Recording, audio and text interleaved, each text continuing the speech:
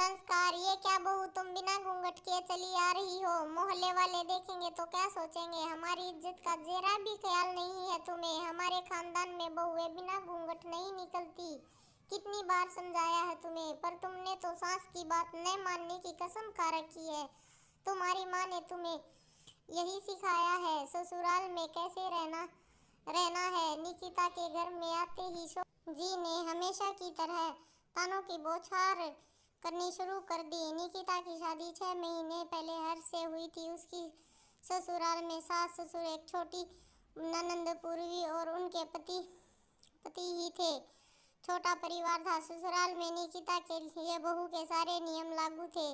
सास तेज स्वभाव वाली महिला थी। घर में उन्हीं का शासन चलता था।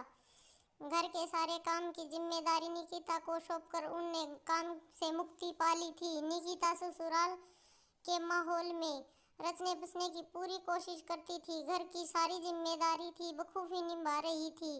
घर पर फिर भी कुछ गलती हो जाए तो सास ताने देना शुरू कर देती थी। तुम्हारी माँ ने तुम्हें कुछ सिखाया नहीं, कोई संस्कार नहीं दिए। बात बात पर मायके वालों का अपमान करती थी। निकिता अपने संस्कारों की वजह से चुप रहती थी और कोशिश करती थी कि उन्हें कोई शिकायत का मौका न दे, ताकि उनकी माँ के संस्कारों पर शोभना जी ताने ना मार सके। निकिता 2 दिन पहले मायके गई थी रुकने के लिए। आज जब हर्ष उन्हें लेने के लिए गया तो पता चला कि निकिता अपनी मौसी के यहाँ गई थी, जो थोड़ी दूर पर पड़ता है। हर्ष वहीं पर रुककर उसका इंतजार कर रहा था कि तभी शोभना जी का फोन गया। हर्ष उन्हें बताता है कि निकिता अपनी मौसी के यहाँ गई है। उसके वापस आते ही हम दोनों घर के लिए निकल लेंगे। यही सुनकर शोभना जी का गुस्सा 7वें आसमान पर गया कि बिना उनकी इजाज़त के वह रिश्तेदार के यहाँ कैसे चली गई। फोन पर हर्ष ने न जाने क्या क्या बात हुई। हर्ष निकिता को लेने उसकी मौसी के यहाँ घर पर ही पहुँच गया। वो बहुत गुस्से में था। वहाँ जाकर वो निकिता को बुरा भला कहने लगा और बिना बताए मौसी के यहाँ आने के लिए डांटने लगा और तुरंत ही वहाँ से चलने को कहा।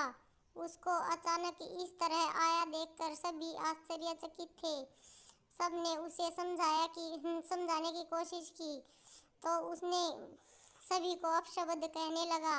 बेचारी निकिता ने शर्म और अपमान के कारण आंसू नहीं रुक रहे थे। हर्ष उसे लेकर सीधे अपने घर आ गया था। हर्ष के व्यवहार से दुखी निकिता को रोते रोते घर का कब आ गई उसे पता ही नहीं चल पाया। उस पर घर में कदम रखते ही शोभना जी के उसे फटकारना शुरू कर दिया। तुम बिना घूंघट किए चली आ रही हो।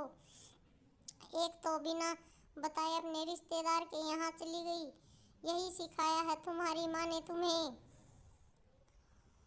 निकिता, जो हर्ष के बर्ताव से पहले ही बहुत दुखी थी, आते ही सास के ताने सुनकर उसका सब्र का बांध टूट गया। वह बड़ी निम्रता के साथ बोली, मम्मी जी, मेरी माँ ने मुझे बहुत कुछ सिखाया है और ससुराल में कैसे रहना है आप सिखा रही हैं, पर मुझे लगता है कि कुछ संस्कार आपके बेटे में भी दे देने चाहिए थे कि दामाद को ससुराल में किसी के यहाँ बिना बुलाए ना पहुँच जाए और किसी का अपमान करने का अधिकार तो उन्हें बिल्कुल भी नहीं है, क्योंकि संस्कारों की ज़रूरत बहू को ही नहीं होती।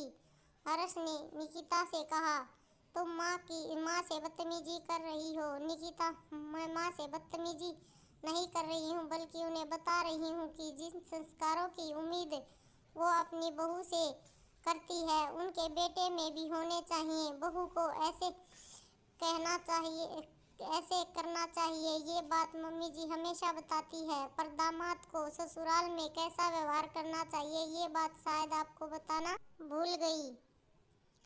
निकिता से ऐसे जवाब की दोनों को उम्मीद न थी। उनका जवाब सुन और उसका क्रोध देख दोनों ने शांत रहना ही उचित समझा। शोभना जी ऐसा दोबारा न होने का आश्वासन दे अपने कमरे में चली गई। Thank you.